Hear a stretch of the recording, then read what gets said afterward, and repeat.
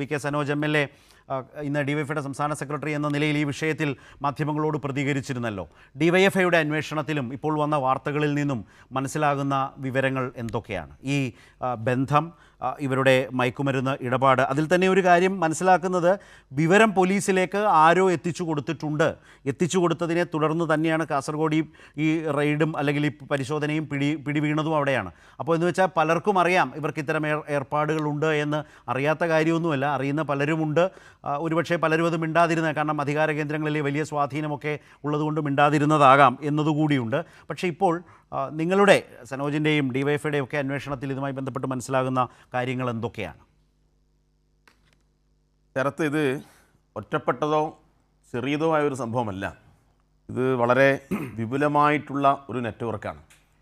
ഇവർ പ്രധാനമായിട്ടും ഉപയോഗപ്പെടുത്തിയത് കോൺഗ്രസിൻ്റെ ഒരു വലിയ നേതൃനിരയുടെ സഹായം തന്നെയാണ്.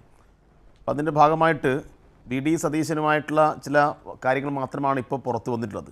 ഇനിയും ഒരുപാട് കാര്യങ്ങൾ പുറത്ത് വരും എന്നാണ് ഞങ്ങൾക്ക് കിട്ടിയിട്ടുള്ള റിപ്പോർട്ടുകൾ.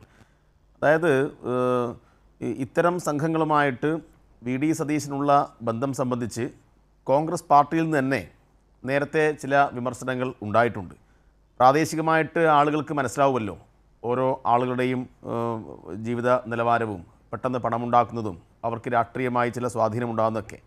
അപ്പോൾ ഇങ്ങനെയുള്ള ചില ആളുകളുമായിട്ട് വി.ഡി. സതീശനും കോൺഗ്രസ് നേതൃനിരയിലെ ചിലർക്കും, പ്രത്യേകിച്ച് ഇപ്പോൾ ഉള്ള ചില എം.എൽ.എ പറഞ്ഞവരുടെ പേര് പരാമർശിക്കുന്നില്ല, അവർക്കുമെല്ലാം ഉള്ള ബന്ധം സംബന്ധിച്ചുള്ള കാര്യങ്ങൾ ഇനി പുറത്തു വരും എന്നാണ് പ്രതീക്ഷിക്കുന്നത്.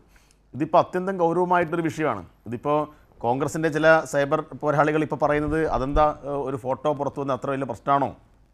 ആരൊക്കെയായിട്ടുള്ള ഫോട്ടോകളെല്ലാം പുറത്തു വന്നിട്ടുണ്ട്. ഈ ഫോട്ടോയും ഈ വീഡിയോ ഒക്കെ കാണുമ്പോൾ നമുക്ക് മനസ്സിലാവുന്നത് അല്ല സനോജ്, പതിവിന് വിരുദ്ധമായി ഞാൻ തുടക്കത്തിൽ ഈ ചിത്രങ്ങളും അതുപോലെ തന്നെ വീഡിയോയും പ്രേക്ഷകർക്ക് മുമ്പാകെ വെച്ചത് ഒരു വസ്തുതയാണ്, വേണ്ടത് കൂടിയാണെന്ന് തോന്നിയിട്ടാണ്. ഇന്നിപ്പോൾ വളരെ നന്നായി നിങ്ങൾ ആ ഫോട്ടോ കാണിച്ചത്. കാരണം ഇവർ കൊടുത്ത ഒരു ക്യാപ്സൂൾ എന്ന് പറയുന്നത് ഇതൊക്കെ സാധാരണ സംഭവമല്ലേ. മുഖ്യമന്ത്രിയുമായിട്ട് ആരൊക്കെ ഫോട്ടോ എടുക്കും, പൊതുപ്രവർത്തകരാകുമ്പം ഏതൊക്കെ ചടങ്ങിൽ പങ്കെടുക്കും, എല്ലാവരെയും നിരീക്ഷിക്കാനൊന്നും കഴിയില്ലല്ലോ എന്നൊക്കെയുള്ള വളരെ ആളുകൾക്ക് ലളിതമാണെന്ന് തോന്നുന്ന ചില കാര്യങ്ങൾ ഇവർ അവതരിപ്പിക്കുകയാണ്. പക്ഷേ ഇപ്പോൾ കൈരളി TV പുറത്തുവിട്ട ദൃശ്യങ്ങൾ, ഇപ്പോൾ ഈ കണ്ടുകൊണ്ടിരിക്കുന്ന ദൃശ്യങ്ങളെല്ലാം കാണുന്നത് എവിടെ വെച്ചാണ്? ഇതെല്ലാം സ്വകാര്യമായ സന്ദർശനങ്ങളാണ്. ഏതെങ്കിലും ഒരു പൊതു സ്ഥലത്ത് വെച്ചോ, ഒരു കല്യാണ ചടങ്ങിൽ വെച്ചോ, അല്ലെങ്കിൽ മറ്റേതെങ്കിലും ഒരു ഗൃഹപ്രവേശ ചടങ്ങിൽ വെച്ചോ അല്ല. ഇത് വളരെ സ്വകാര്യമായ നിമിഷങ്ങൾ. ഇപ്പോൾ വി.ഡി. സതീശൻ്റെ വസ്ത്രം കണ്ടാൽ അറിയാം അത് അദ്ദേഹത്തിൻ്റെ ഏതോ ഒരു വസതിയാണ്, അല്ലെങ്കിൽ ഏതോ ഹോട്ടൽ മുറിയാണ്. അതുമാത്രമല്ല, ഈ പ്രതിയുടെ വീട്ടിലേക്ക് വിവിധ ഘട്ടങ്ങളിൽ വി.ഡി. സതീശൻ പോയിട്ടുണ്ട്. വി.ഡി. സതീശനുമായിട്ട് ഉള്ള അഭേദ്യമായ ബന്ധം നമുക്ക് മനസ്സിലാവുന്ന വിധത്തിലാണ് അവർ തമ്മിലുള്ള ആ പെരുമാറ്റം. അവരെ ചേർത്ത് പിടിക്കുന്നു. അപ്പോൾ ഇത് ഒരു എന്താ പറയുക, അകന്ന ഒരു പരിചയമേ അല്ല.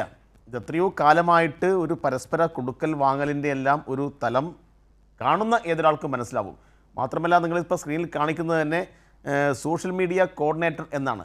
അപ്പോൾ വി.ഡി. സതീശൻ്റെ സോഷ്യൽ മീഡിയ കോർഡിനേറ്ററായിട്ട് പരസ്യപ്പെടുത്തിയിട്ടുള്ള ഒരാളാണ്. അതിനേക്കാൾ രസകരമായ കാര്യം എന്ന് പറഞ്ഞാൽ ഇയാൾ ഈ തൂഫാൻ വാരിയറാ പോലും. അതായത് ഈ തൂഫാൻ പദ്ധതി പ്രഖ്യാപിച്ചപ്പോൾ രമേശ് ചെന്നിത്തലയ്ക്ക് അഭിവാദ്യം അർപ്പിച്ച് ചില പോസ്റ്റുകളൊക്കെ ഇട്ടിട്ടുണ്ട്. അതിനേക്കാൾ രസകരമായി എനിക്ക് തോന്നിയത് യൂത്ത് കോൺഗ്രസിൻ്റെ നേതൃത്വത്തിൽ അയാളുടെ നാട്ടിൽ നടത്തിയ ജാഥ ഇയാൾക്ക് പതാക കൈമാറിയിട്ട് അവിടുത്തെ കോൺഗ്രസ് നേതാവ് ഉദ്ഘാടനം ചെയ്തൊരു ഫോട്ടോ ഉണ്ട്. അപ്പോൾ ഒരേ സമയത്ത് തൂഫാൻ വാരിയറായിട്ട്, ജാഥ ലീഡറായിട്ട്, യൂത്ത് കോൺഗ്രസിൻ്റെ നേതാവായിട്ട്, മുഖ്യമന്ത്രിയുടെ സോഷ്യൽ മീഡിയ കോർഡിനേറ്ററായിട്ട്, പല നേതാക്കന്മാരുമായും നല്ല ബന്ധമുള്ള ആളൊക്കെ ആയിട്ടാണ് ഇയാൾ വന്നിട്ടുള്ളത്.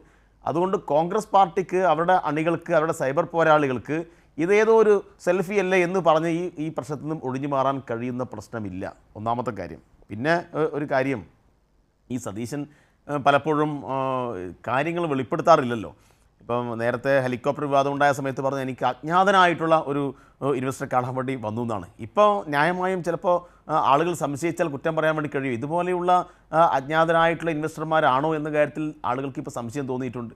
അങ്ങനെ അല്ലാതാവട്ടെ എന്ന് ഞങ്ങൾ ആഗ്രഹിക്കുകയാണ്. കാരണം കേരളത്തിൻ്റെ മുഖ്യമന്ത്രി ഇതുപോലെയുള്ള തേർഡ് റേറ്റ് ക്രിമിനലുകളുമായിട്ട് ഇത്രമാത്രം ചങ്ങാത്തമുള്ള ഒരാളാണെന്ന് പറയുന്നതിൽ രാഷ്ട്രീയ എല്ലാം മാറ്റിവെച്ചാൽ തന്നെ ഓരോ കേരളീയനും അപമാനം ഉണ്ടാക്കുന്ന ഒന്നാണ്. അപ്പോൾ ഇമാതിരി കൂട്ടുകെട്ടിലേക്ക് എങ്ങനെയാണ് വി.ഡി. സതീശനെ പോലെയുള്ള ഒരു രാഷ്ട്രീയ നേതാവ്, കേരളത്തിൻ്റെ മുഖ്യമന്ത്രി എത്തിയത് എന്നത് അത്യന്തം ഗൗരവമായിട്ട് ആലോചിക്കേണ്ട കാര്യമല്ലേ. അപ്പോൾ അജ്ഞാതനായിട്ടുള്ള ഇൻവെസ്റ്റർമാരെ കാണാൻ പോയി എന്ന് പറഞ്ഞ് മാധ്യമപ്രവർത്തകർ ചോദിച്ചപ്പോൾ അവരോട് തട്ടിക്കയറി. കാരണം ഇതുപോലെയുള്ള ആളുകളുടെ പേര് പറയാൻ കഴിയില്ലല്ലോ.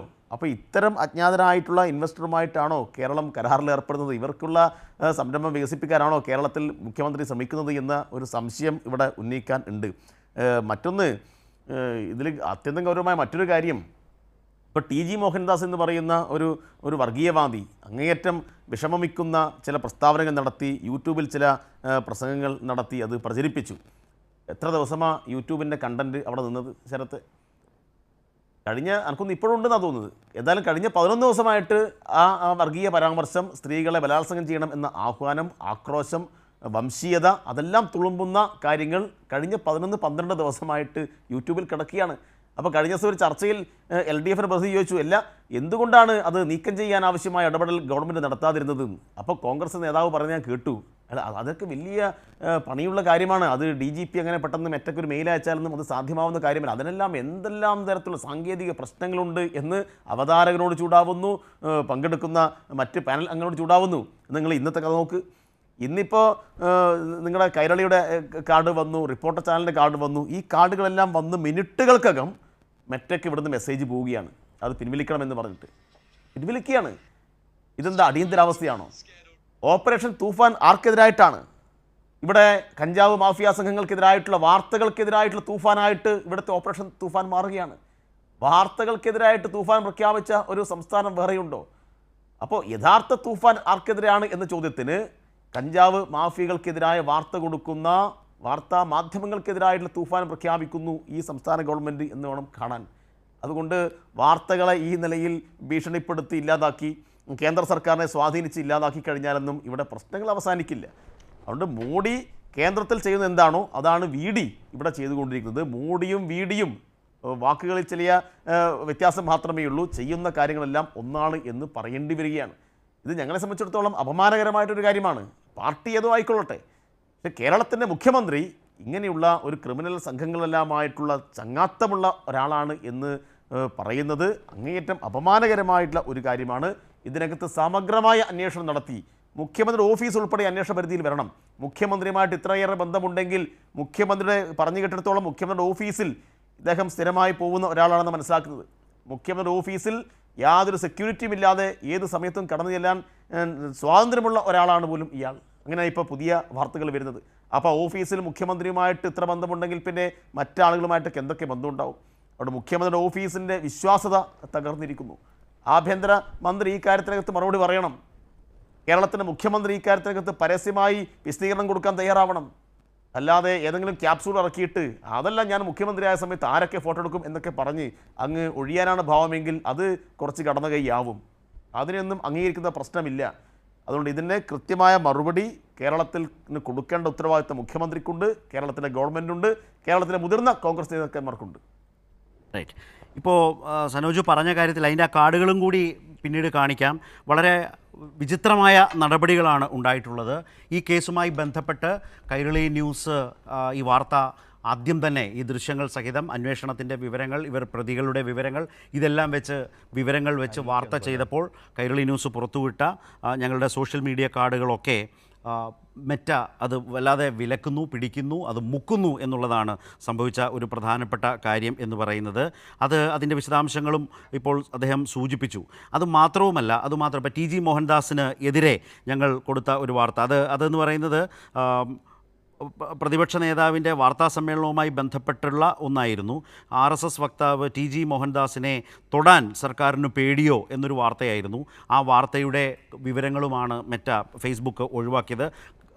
ആളുകളിലേക്ക്, വായനക്കാരിലേക്ക് അല്ലെങ്കിൽ കാണുന്നവരിലേക്കോ ഒന്നും എത്തരുത്. അതുപോലെ ക്ഷേമ പെൻഷൻ വീടുകളിൽ എത്തിക്കുന്നത് തുടരണം, വാർത്ത വായിക്കാം എന്ന് പറയുന്ന ആ വാർത്തയിലും അതുമായി ബന്ധപ്പെട്ട കാർഡിനും സമാനമായ സാഹചര്യം, അതുമായി ബന്ധപ്പെട്ട പോസ്റ്ററും മെറ്റ പൂർണ്ണമായും മുക്കുന്ന നിലയുണ്ടായിട്ടുണ്ട്. അതുപോലെ നീതികേട് കാണിച്ചു, പുനർജനി പദ്ധതിയിൽ മുഖ്യമന്ത്രി അധിക്ഷേപിച്ചതായി കോൺഗ്രസ് അനുഭാവിയായ വീട്ടമ്മ എന്ന് പറയുന്ന ഒരു വാർത്ത, കൈരളിയുടെ വാർത്തയും സമാനമായ രീതിയിൽ കേന്ദ്രത്തിൽ മോദി സർക്കാരിനെതിരെ ഇത്തരത്തിൽ വിമർശനപരമായ വിവരങ്ങൾ വരുമ്പോൾ മെറ്റ ചെയ്യുന്ന ആ പരിപാടി കേരളത്തിലും കേരള സർക്കാരിനെ വിമർശിച്ചാൽ അത് മെറ്റ ഫേസ്ബുക്കിൽ നിന്ന് ഒഴിവാക്കുന്നു എന്നുള്ളതാണ്. ഈ സമീപനത്തെ വിമർശിച്ചുകൊണ്ട് ജോൺ ബ്രിട്ടാസ് MP നൽകിയ പ്രസ്താവനയും ഇന്ന് വൈകുന്നേരം ഇതുപോലെ തന്നെ മെറ്റ ഫേസ്ബുക്ക് നീക്കം ചെയ്തു. ആളുകൾ വായിക്കരുത്, അറിയരുത് എന്നുള്ളതാണ് അതിലൂടെ ലക്ഷ്യം വെക്കുന്നത്.